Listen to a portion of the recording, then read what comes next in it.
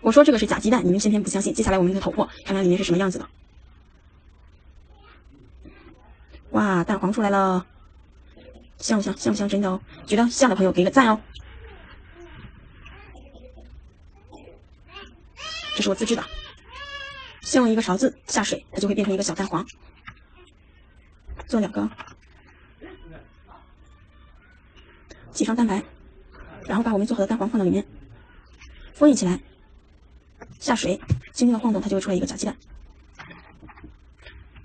觉得像的朋友双击保存吧。